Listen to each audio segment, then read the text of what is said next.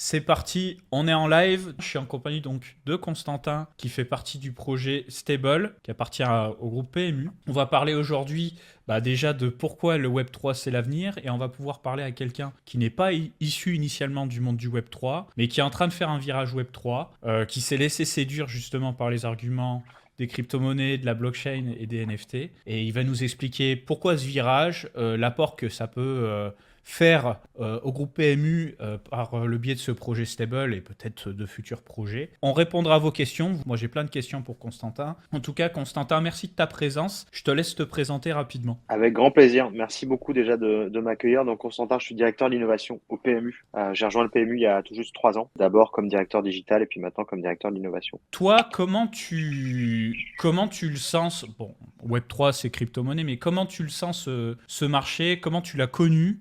Et qu'est-ce qui t'a séduit? Je l'ai connu comme beaucoup de monde par l'angle crypto-monnaie, quoi. C'est-à-dire que ce phénomène, les gens parlaient, discutaient de ça et on sentait qu'il y avait un intérêt. Et ce qui m'a intéressé, c'est plutôt derrière quoi. Avant tout, la technologie blockchain. Donc la question, c'était de savoir c'est comment ça marche. Je me suis un peu immergé dans le sujet. J'ai suivi des formations en ligne, notamment il y a une formation de l'université de Duke, pas mal, qui montre bien toute la DeFi, tous les protocoles décentralisés. Et en fait, en regardant ça, je me suis dit mais il y a des trucs vraiment géniaux qu'on peut faire avec ça. Et donc c'est comme ça que j'ai commencé. Puis après, effectivement, investir dans des cryptos et puis regarder quelques projets NFT. J'étais pas un dénicheur de trucs très secrets, mais je trouvais Mhm. intéressant de regarder comment les collections se construisaient, les dynamiques, les up and down de projets. Je trouvais ça assez amusant.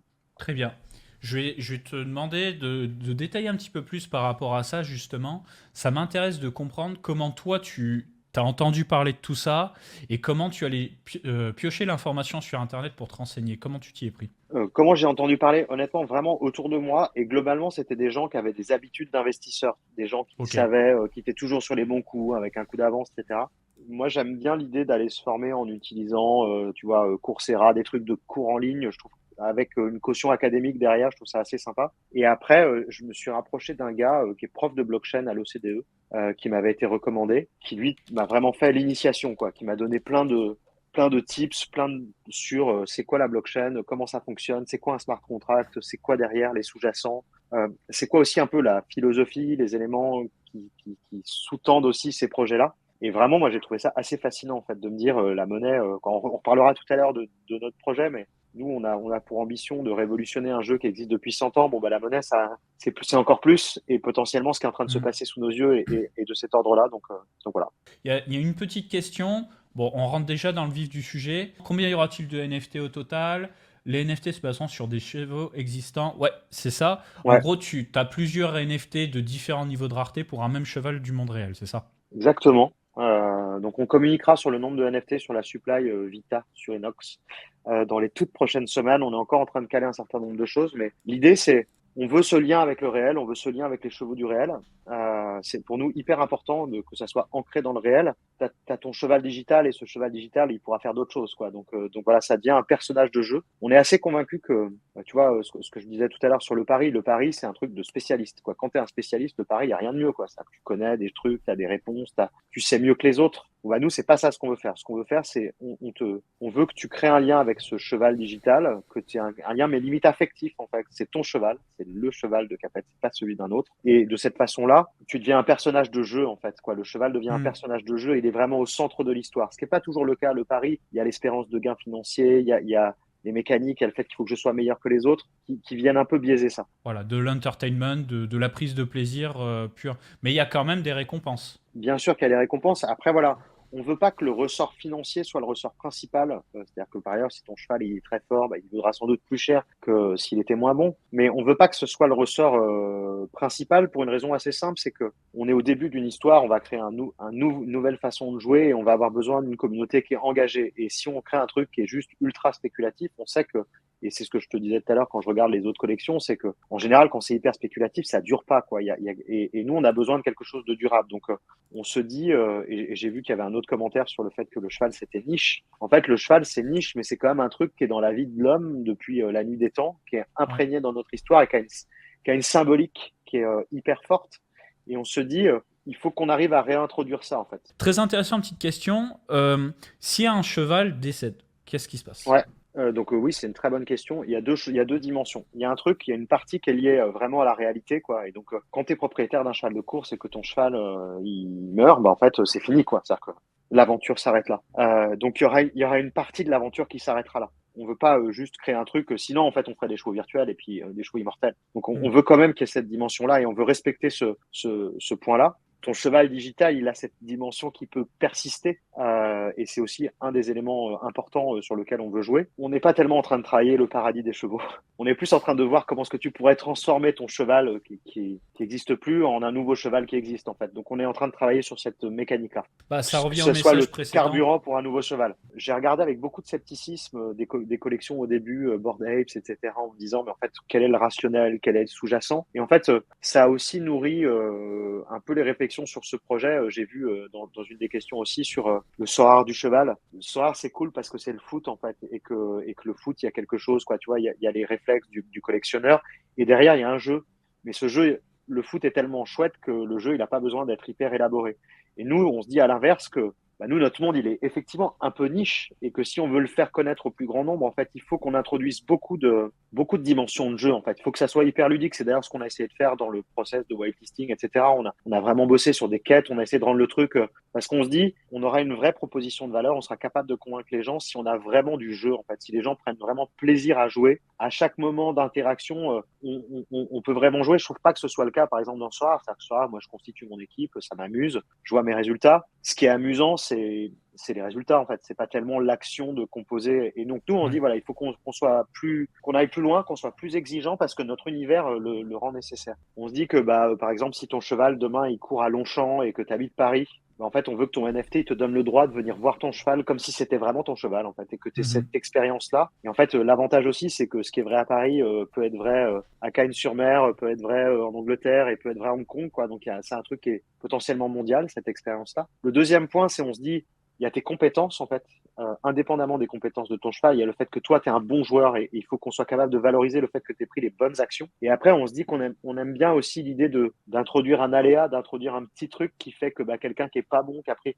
peut quand même gagner. Et à l'inverse, quelqu'un qui est hyper bon avec un super bon cheval, bah, de temps en temps, il peut un peu perdre. Parce que dans la vraie vie, c'est ce qui se passe. Pour nous, c'est hyper important d'introduire ces mécaniques-là. On peut pas juste s'adosser à la réalité. Il y a plein de raisons à ça, hein. C'est-à-dire que les chevaux, ils courent pas tous les jours. On n'a pas la même fréquence et puis en fait, on peut pas les faire courir plus, quoi, parce que c'est un animal qui a besoin de redescendre après une course.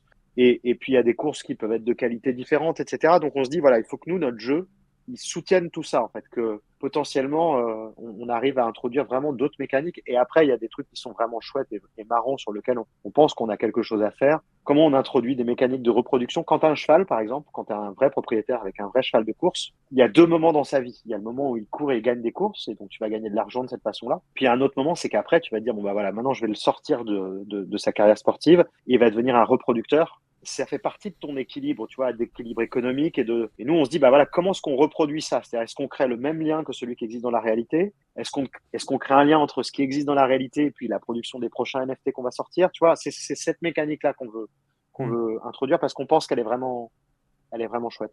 En fait, c'est intéressant parce que, tu vois, j'ai l'habitude de voir des projets où c'est à fait depuis 1 an, 2 ans, 3 ans, les gars, ils sont à bloc, ils sont matrixés par leur propre vision. Vous, j'ai vraiment l'impression qu'il y a eu une bonne année de création de ce projet. Là, c'est en train de se lancer.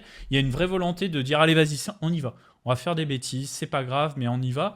Et de partager la réflexion avec les gens. Ouais, en fait, alors, donc il y a plusieurs éléments de réponse à ça. C'est d'abord, en fait, ce que je te disais tout à l'heure, on veut parler à d'autres gens. C'est-à-dire qu'on a nos clients et nos clients, tu vois, c'est les clients du PMU, on les traite côté PMU et c'est hyper important qu'on le fasse bien. Là, en fait, on lance une autre marque. Elle doit avoir une identité différente.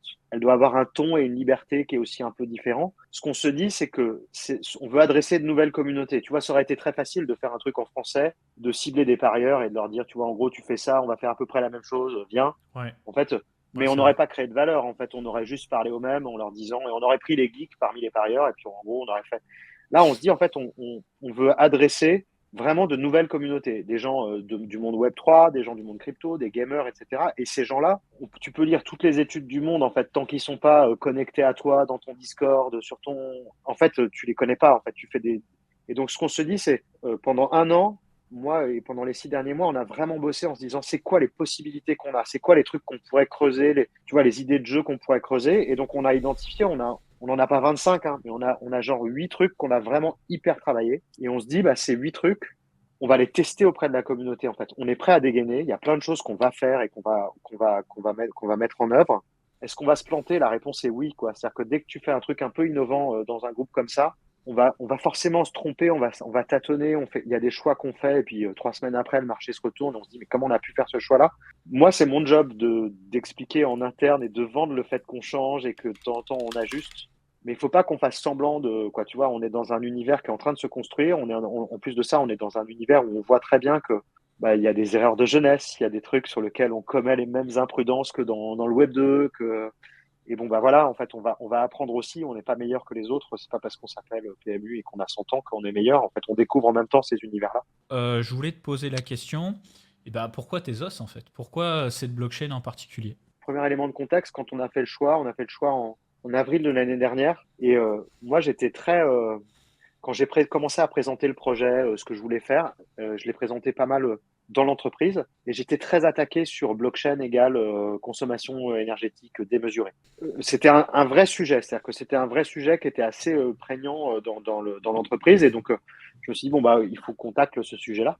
Quand j'ai découvert l'univers Tezos, ce que ça permettait de faire, j'avais une réponse. En fait, j'avais déjà un truc qui était de dire, bon, bah voilà, en fait, déjà, c'est pas la blockchain qui est problématique. Il y a certaines blockchains, il y a certains modes de fonctionnement et de validation sur la blockchain qui peuvent être très consommateurs d'énergie. C'est pas un truc qu'il faut généraliser. Et ensuite, le manque de visibilité qu'on avait sur Ethereum n'était pas forcément hyper compatible avec nous, notre timing. C'est-à-dire que je l'ai partagé plusieurs fois, mais le choix de la blockchain, on y a passé des semaines en fait à se dire c'est quoi. On a rencontré plein de trucs, on a testé plein de protocoles. Et ce qu'on s'est dit avec les équipes, c'est le seul truc qu'il faut faire, c'est faut choisir. Et une fois que tu as choisi, il faut être confortable avec ce choix. Et il faut vraiment surinvestir le truc, quoi. C'est-à-dire qu'il ne faut pas faire semblant.